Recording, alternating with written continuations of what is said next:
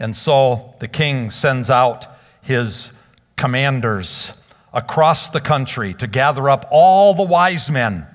And by this time, Daniel had become one of the wise men, respected for his ability to understand the things of the spirit world, but primarily and only through God, because it was God and God alone to him. And Daniel is confronted by Arioch, the guy who's coming to gather up all the wise men, and they knock on Daniel's door, and Daniel answers. Arioch is there to arrest him, take him back to the king and say, you've got to be able to do this. You're the guy we need to tell the king what his dream was and then tell him what it means. Or I'm going to have to put you to death. Here's principle number 1. Look at how Daniel responds in verse 14. Then Daniel replied with prudence and discretion to Arioch, the captain of the king's guard who had gone out to kill the wise men of Babylon. He declared to Arioch, the king's captain, why is the decree of the king so urgent? Here's principle number 1, how to stand in a threatening culture. Learn to respond to threats with gentleness. Learn to respond to threats with gentleness. Daniel didn't do what most of us would have done. We would have seen Arioch coming with a bunch of guards to arrest him or whatever. He maybe has heard by now through the grapevine that this is going to be happening, and so he goes to his wall safe, does his fingerprint imprint on it, pulls out his pistols and his AR-15, and he says, okay, I'm going to make sure this doesn't happen. They're not arresting me. How many of us as God's people have that already as plan A if they ever come to tell us that we can't be Christians anymore? And Daniel says, in the face of threats, I'm going to respond with prudence and discretion, with gentleness. And he simply asks Arioch a question.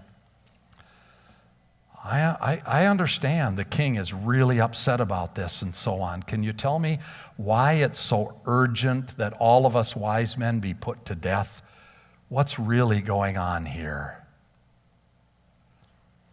And Arioch, under the power of the Holy Spirit, I believe, comes to a calmness. And in verse 15 it says, he makes the whole matter known to Daniel. And Daniel said to Arioch, can you give us a specific time to meet with the king, and I will show you the interpretation. So Daniel, with gentleness and logic and calmness, he says, I might be able to help. Give me an appointment with the king. Tell me when that is. So they made the appointment. And in the meantime, Daniel went into his house, and he made the matter known to his 3 companions, who were also highly respected in the land by now, Hananiah, Mishael, and Azariah. You know them as Shadrach, Meshach, and Abednego. And he told them to seek the mercy from God of heaven concerning the mystery, and all 4 of them spent the night praying. Here's number 2 principle. How to stand in a threatening culture? Have a strong support network. You can't do it alone, and you're not asked to do it alone. Daniel didn't try to do this alone. He went into his support network, and he said, let's join together, and let's work together to see if there's a solution. So they spent the night praying to God, seeking his answer. That's point number 3. With your strong support network, seek God's wisdom constantly. I'm afraid that sometimes the support network isn't there primarily to seek God's wisdom, but to validate our own wisdom.